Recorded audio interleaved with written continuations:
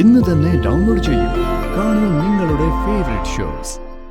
ഞാൻ മോളോടൊന്ന് സംസാരിക്കട്ടെ തിരുമേനി. സംസാരിച്ചാൽ മാത്രം പോരാ, മാലയുമായിട്ട് വരാൻ പറയണം. ആ, ഞാൻ തിരുമേനെ വിളിക്കാം. ആ, ആയിക്കോട്ടെ.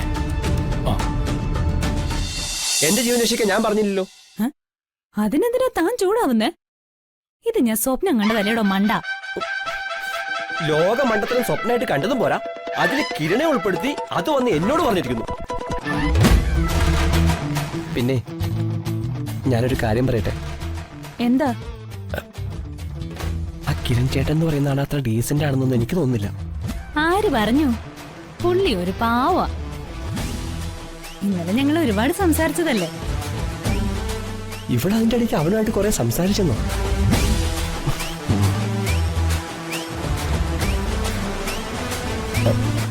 ആ ദുർഗയായിട്ട് കിരണിന് ചില ചുറ്റിക്കളികളൊക്കെ ഉണ്ടെന്ന് തോന്നുന്നേ.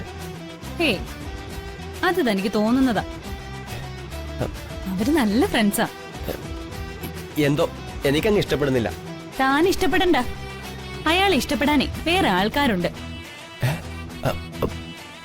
അതാര്? അങ്ങനെ തീർച്ചപ്പെടുത്താറൊന്നും ആയിട്ടില്ല. ഒന്നുകൂടെ ഒന്ന് കൺഫേം ആവട്ടെ, ഞാൻ പറയാം. ഞാൻ വിചാരിക്കുന്ന പോലെയൊക്കെ നടന്ന അത് കിരൺ ചേട്ടന്റെ ഭാഗ്യമായിരിക്കും. താൻ എന്തായാലും കാറ് കഴുകും, ഞാൻ പോവാ.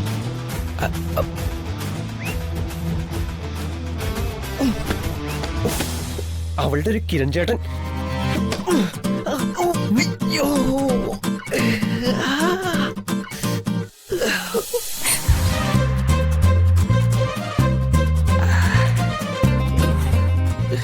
വേണ്ടായിരുന്നു.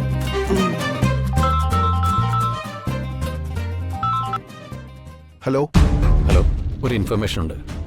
പറഞ്ഞോളൂ. മേനോനും എക്സും തമ്മിൽ ഇന്നൊരു മീറ്റിംഗ് നടക്കും. സ്ഥലവും സമയവും അറിയോ? കോർഡിനേറ്റ്സ് കുറച്ച് കഴിഞ്ഞ് കിട്ടും. ഞാൻ വെബിൽ ഷെയർ ചെയ്യാം. ID please.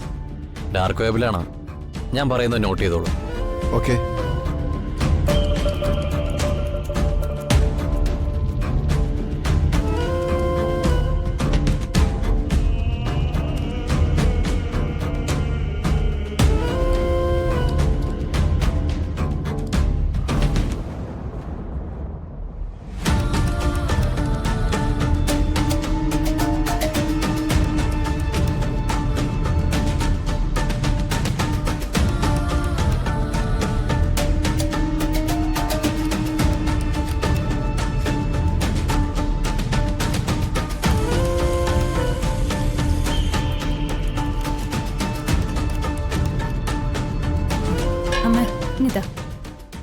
അമ്മ ഔട്ട് ഹൗസിലേക്ക് പോക്കോ, ജോലിയൊക്കെ ഞാൻ ചെയ്തോളാം.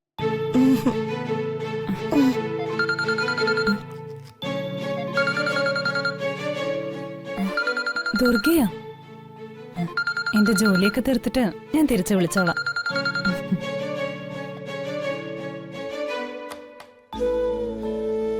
അമ്മ, ദുർഗയെ അമ്മ പരിചയപ്പെട്ടിട്ട് അമ്മയ്ക്ക് എന്താ തോന്നിയേ? നല്ലതാണെന്ന് എനിക്കും അറിയാം. ഞാൻ അതല്ല ചോദിച്ചേ. പുറമേ കാണുന്ന പോലൊരു സ്വഭാവക്കാരി അല്ലെന്നാ എനിക്ക് തോന്നുന്നേ. എന്തൊക്കെയോ ഒളിക്കുന്ന പോലൊരു തോന്നല്. ചിലപ്പോ എന്റെ തോന്നലായിരിക്കും. പക്ഷെ നമ്മളിൽ നിന്ന് എന്തൊക്കെയോ മറയ്ക്കുന്നുണ്ട്. എല്ലാവരുടെ ഇടയിന്ന് പെട്ടെന്ന് പോവുക, പിന്നെ കാണാതാവുക, അപ്രതീക്ഷിതമായ സ്ഥലത്ത് വെച്ച് കാണുക. അങ്ങനെ ചില സമയത്തൊക്കെ നമ്മൾ കാണുന്നൊരു സാധാരണക്കാരിയായിട്ട് എനിക്ക് തോന്നുന്നില്ല. ചിലപ്പോ എനിക്ക് തോന്നുന്നതായിരിക്കും, അല്ലേ അമ്മ?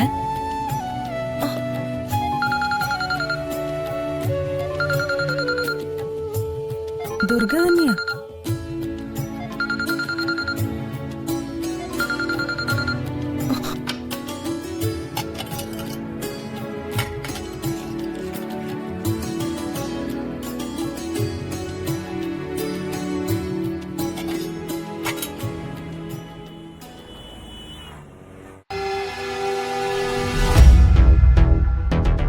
ഇത്രയും നാളും ശിവദാസനെ അയാളുടെ കുടുംബത്തെയും പിടിച്ച് മണിമാല കൈക്കലാക്കുക എന്ന് മാത്രമായിരുന്നു ലക്ഷ്യം. എന്നാൽ ഇനി അതുമാത്രമല്ല, ആരെ കൈ കിട്ടിയാലും അവരെ കൊല്ലണം. അതാ ആദ്യത്തെ ജോലി. അത് കഴിഞ്ഞ് മണിമാല. എന്നെ ഇത്രയും കഷ്ടപ്പെടുത്തിയതല്ലേ, ഇനി അവരാരും ജീവനോടെ വേണ്ട.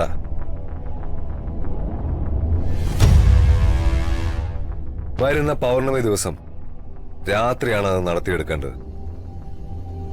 അതിനുള്ള എല്ലാ സൗകര്യങ്ങളും നിങ്ങൾക്കുണ്ടാവും. ഒന്നിന്റെയും ശവം പോലും ആരും കാണരുത്.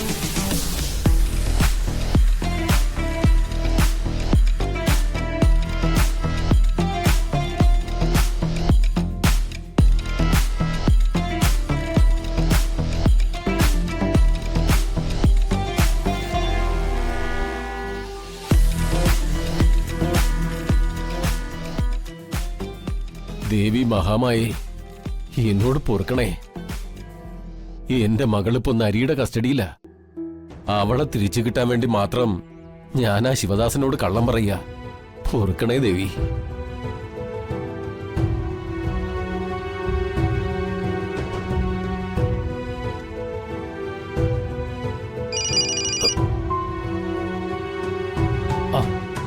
ഹലോ തിരുമേനി.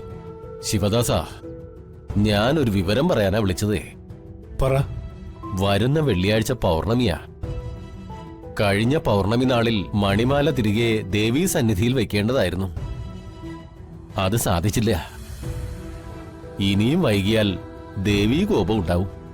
ഓ, കൃഷിയിടങ്ങൾ തരിശുഭൂമിയാകും. ഇവിടെയുള്ള മനുഷ്യർ കൊടും പട്ടിണിയിലേക്ക് പോകും. അതിനു പുറമെ തമ്പുരാന്റെയും തമ്പുരാട്ടിയുടെ ആത്മാവിന് മോക്ഷം കിട്ടില്ല. അയ്യോ. ഞാനെല്ലാം വെച്ചുകൊണ്ട് ഒരു പ്രശ്നം വെച്ച് നോക്കിയതാ. ആ, ഏതെങ്കിലും ഒരു ഭദ്രകാളി ക്ഷേത്രത്തിൽ മണിമാല കൊണ്ടുവന്ന് പൂജിച്ചാൽ എല്ലാത്തിനും ഒരു പരിഹാരം ഉണ്ടാകുമെന്നാ കവടിയിൽ തെളിഞ്ഞത്. അയ്യോ, അത് ശിവദാസൻ കല്യാണിയെ വിളിച്ചു പറ. വെള്ളിയാഴ്ച ത്രിസന്ധ്യ സമയത്ത് ദേവപുരത്തെ ദേവീക്ഷേത്രത്തിലേക്ക് മണിമാലയും കൊണ്ടുവരാൻ. പൂജ കഴിഞ്ഞ് കല്യാണിക്ക് തന്നെ മണിമാല തിരിച്ചു കൊണ്ടുപോകാലോ. ഇത് ഒരാളുടെ കാര്യം മാത്രമല്ല, ഈ നാടിന്റെ കൂടെ കാര്യമാ. ഞാൻ മോളോടൊന്ന് സംസാരിക്കട്ടെ തിരുമേനി. സംസാരിച്ചാൽ മാത്രം പോരാ, മാലയുമായിട്ട് വരാൻ പറയണം. ആ, ഞാൻ തിരുമേനെ വിളിക്കാം. ആ, ആയിക്കോട്ടെ. ആ.